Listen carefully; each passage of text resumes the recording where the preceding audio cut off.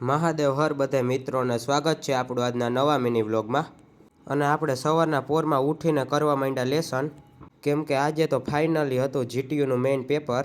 અને આપણે લેસન કરીને થાકી ગયા હતા એટલે આવી ગયા ચા લેવા માટે।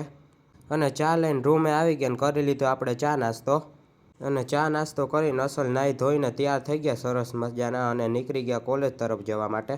અને કોલેજે અહીંયા એક્ઝામ હોલમાં આવીને જોયું તા તો કોઈ નહોતું, બધા ગાયબ થઈ ગયા હતા બોલો। અને પછી તો બધા આવી ગયા હતા ને આપણે એક્ઝામ દઈ દીધી। અને એક્ઝામ દઈને આપણે બહાર આવી ગયા ને પેપર તો બહુ સારું ગયું હતું આપણું।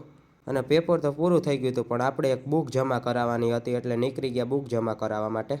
અને બુક જમા કરાવીને આપણે નીકળી ગયા પાછા આપણી હોસ્ટેલ તરફ જવા માટે।